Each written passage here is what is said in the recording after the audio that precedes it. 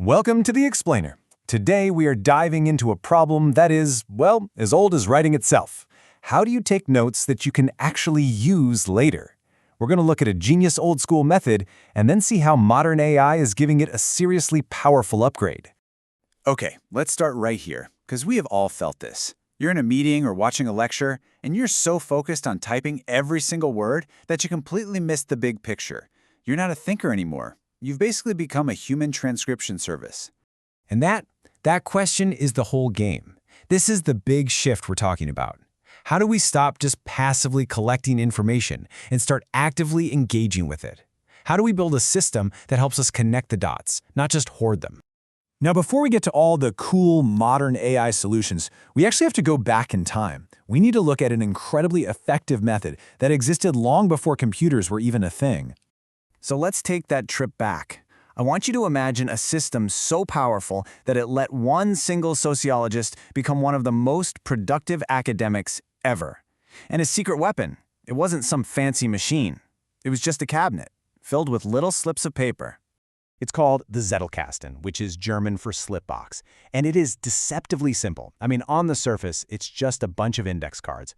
But here's the key. It wasn't for storing notes. It was a dynamic system for developing them. It was a physical web of his ideas, built one thought at a time. And get this, 90,000. That's how many interconnected notes the German sociologist Niklas Luhmann had in his slipbox. This thing wasn't an archive, it was his thinking partner. It's what allowed him to publish an absolutely mind-boggling 50 books and hundreds of articles. So, how did it work? Well, the logic was simple but brilliant. First, every card had just one single idea on it. They called it atomic. That made it super modular. Then, each card got a unique number, and he'd link them to other related cards, so you could connect thoughts you had months or even years apart. It wasn't some rigid folder system. It was this organic, growing web of knowledge. Luhmann literally called it his conversation partner. He wouldn't just go to it to look up a fact. No, he'd follow a chain of links, almost like a trail of breadcrumbs through his own mind, and discover these incredible connections he'd never seen before. His slip box wasn't just storing his knowledge, it was helping him create new knowledge. So, that whole philosophy is timeless, right? But let's be honest, the way we get information has totally changed. The quiet, focused reading of a book has been replaced by a fire hose of content coming at us at high speed. And yep, this is pretty much what it feels like today. Our main way of learning is often from video, and trying to grab ideas from a super fast-paced talk or an online course, that's a completely different ballgame than the one Luhmann was playing. And here is that modern dilemma in a nutshell. You're constantly hitting pause and rewind, which just shatters your focus. You're typing like a maniac, which turns you right back into that stenographer, not a thinker. And at the end of it all, you're left with this jumbled mess of notes that's almost impossible to use later. Okay, so how do we take the genius, think more, write less idea from the Zettelkasten and apply it to this modern challenge of learning from video? Well, this is where AI comes in. Not to replace our thinking, but to give it a massive boost. Check out this new system called Noteline. The idea is fascinating. You just focus on the video. When a cool idea hits you, you type a tiny little micronote. Then, an AI looks at the video's transcript for context at that exact second and does all the heavy lifting of writing out the full, detailed note for you. So, your job is just this. See? You just capture the core of the idea. Quick, messy, abbreviated phrases. This is you doing the thinking. You're pointing out what's important, but without all the mental stress of writing perfect sentences.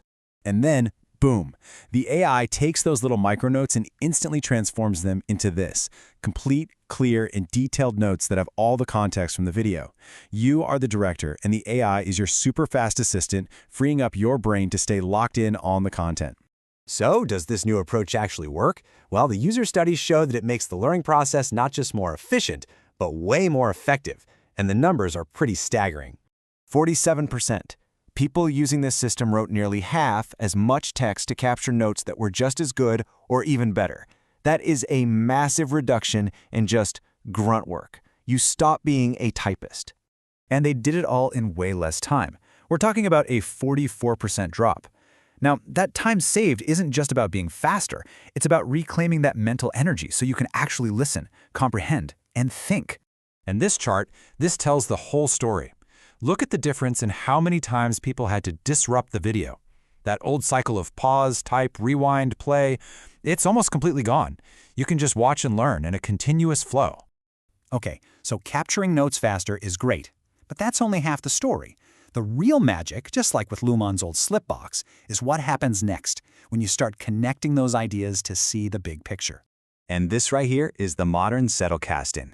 Instead of you spending hours manually linking cards, the AI can look at your notes and automatically start grouping them by themes. It helps you see the hidden structure in the information, turning a long list of notes into a beautiful map of ideas. So you see, whether it's a physical box of 90,000 index cards or a smart AI assistant, the fundamental goal hasn't changed one bit. It's always been about building a system that helps you think, not just remember. It's about turning all that information you consume into real knowledge you can actually use. This whole evolution, from paper to pixels, from linking by hand to AI finding insights for us, it really forces us to look at our own methods, doesn't it? The tools are constantly getting better, but that quest to build a true thinking partner, a real second brain, that's more important than ever. So the real question isn't just how you take notes, but what kind of thinker do you want your notes to help you become?